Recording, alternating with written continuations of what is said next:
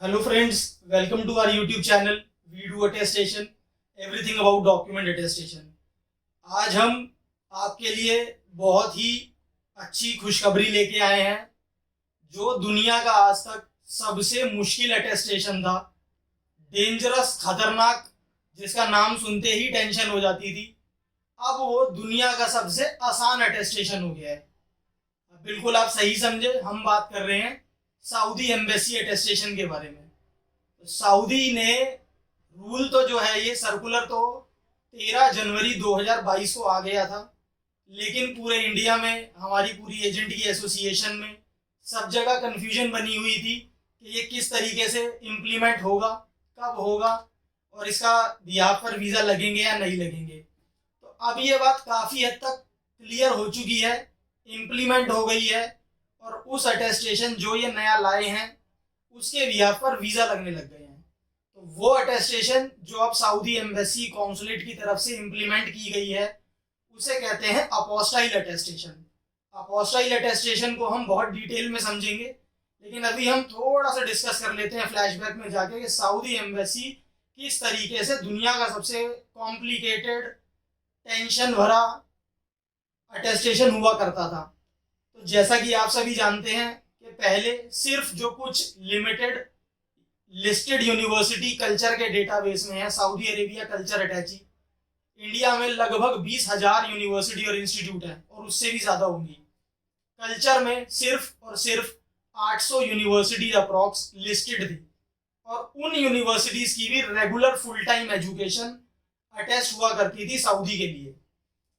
उसके लिए आपको original physical hard copy offer letter की चाहिए होती थी, जिसके ऊपर चैम्बर ऑफ कॉमर्स और ministry of foreign affair Saudi Arabia का अटेस्टेशन हो। एम्प्लॉयमेंट वीज़ा, जिसे ये लोग वकाला बोलते हैं, वो चाहिए होता था। जो ऑफर लेटर पर डेजिग्नेशन है उस ही कैटेगरी का आपका वीज़ा होना चाहिए था।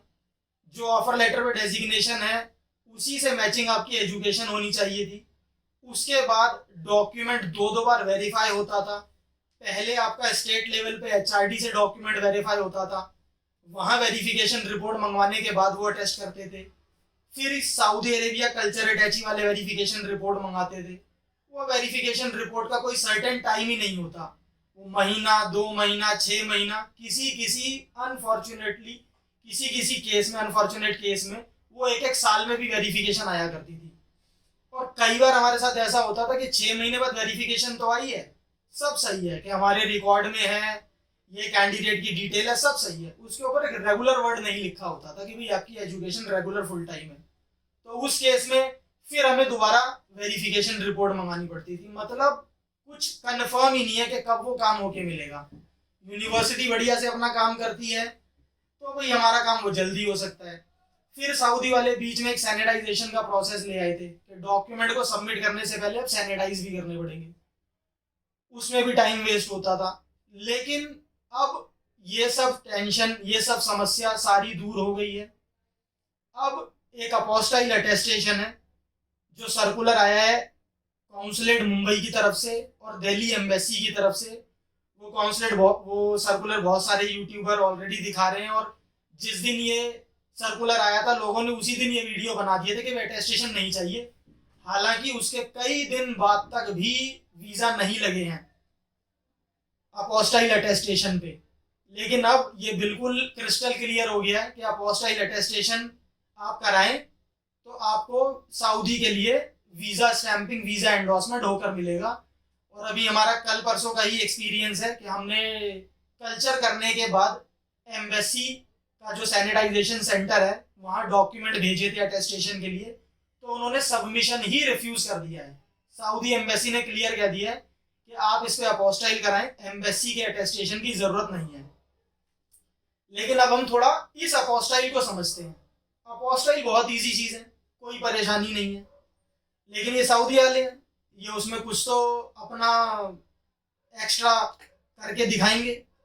तो अब इन्होंने जिस तरह का अपोस्टाइल मांगा है, अपोस्टाइल का हमारा स्पेसिफिक वीडियो भी बना हुआ है डेडिकेटेड अपोस्टाइल के लिए, आप उसे देख सकते हैं, एचआरडी के लिए अलग से बना हुआ है। तो अब इन्होंने जो अपोस्टाइल मांगा है वो मांगा है ऑनलाइन ई सनद अपोस्टाइल विद बारकोड। बारकोड, हाँ जी, जो अपोस्टाइल का स्टिकर होगा उसके ऊपर नीचे एक बारकोड होगा। वो बारकोड आप अपने फ़ोन में, अपने मोबाइल फ़ोन में कोई भी क्यूआर या बारकोड स्कैनर डाउनलोड करके आप खुद भी उसे स्कैन करके देख सकते हैं।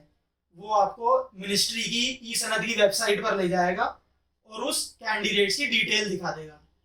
तो जो अपोस्टाइल चाहिए सऊदी वीज़ा एंडोर्समेंट के लिए वो है बारकोड वाला ऑनलाइन ई सनद अपोस्टाइल। और हम आपको कई सैंपल दिखा सकते हैं, लेकिन अब कुछ यूट्यूब की पॉलिसीज आ गई हैं, उसे वो वायलेशन और हैरासमेंट में डालते हैं कि अगर हम किसी के डॉक्यूमेंट आपको शो करते हैं वीडियो में तो वो कहते हैं वो किसी के प्राइवेट इंफॉर्मेशन है। तो फ्रंट से तो नहीं, मैं आपको एक सैंपल दिखाऊंगा जिसमें अपोस्टाइल पे मैं आपको बारकोड दिखाऊंगा। अपोस्टाइल आपने बहुत देखा होगा कि बारकोड और देख लीजिए ताकि आप अपने टाइम करवाते टाइम उसे समझ के अपनी समझ से ये वाला ही काम करवाएं। तो ये अपोस्टाइल है, गवर्नमेंट ऑफ इंडिया अपोस्टाइल। अब ये बारकोड है, ये आप देख रहे हैं, ये बारकोड है। इस बारकोड को आप स्कैन करेंगे तो ये आपको रीडायरेक्ट करके जो गवर्नमेंट वेबसाइट है जहां पर इस कैंडिडेट की डिटेल है वहां आपको ले जाएगा। तो सऊदी जाने वालों के लिए ये बहुत बड़ी खुशखबरी है, बहुत अच्छी न्यूज़ है। जो बहुत बड़ी टेंशन थी वो दूर हो गई। लेकिन ये जो सऊदी कंट्री है ये उसकी मजबूरी है, क्योंकि जैसे जैसे दुनिया में क्रूड ऑयल, पेट्रोल, डीजल की डिमांड कम होती जा रही है, अभी वो सिग्निफिकेंट लेवल पर नहीं कम हुई है, लेकिन आने वाले समय में जैसे जैसे दुनिया इलेक्ट्रिक की तरफ मूव करती जाएगी वैसे वैसे क्रूड ऑयल की डिमांड कम होती रहेगी। और सऊदी की ऑलमोस्ट आप सब लोग जानते हैं कि बहुत ज़्यादा इकोनॉमी का बहुत बड़ा पार्ट ये तेल के ऊपर ही डिपेंड करता है। तो उन्होंने अपनी पूरी की पूरी इकोनॉमी दाव पर लगाई है नियोम सिटी के नाम पर।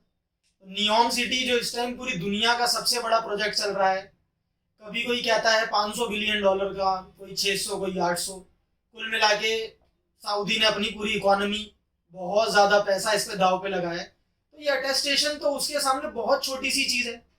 उन्हें इतना बड़ा प्रोजेक्ट कंप्लीट करने के लिए मैन पावर चाहिए, और मैन पावर पूरी दुनिया में इंडियन मैन पावर मानी जाती है अपनी ईमानदारी और अपने मेहनत के लिए। तो बिना इंडियन या और दूसरी कंट्री के भी जो मैन पावर है उसके बिना वो सऊदी कंट्री तो नहीं बन सकती।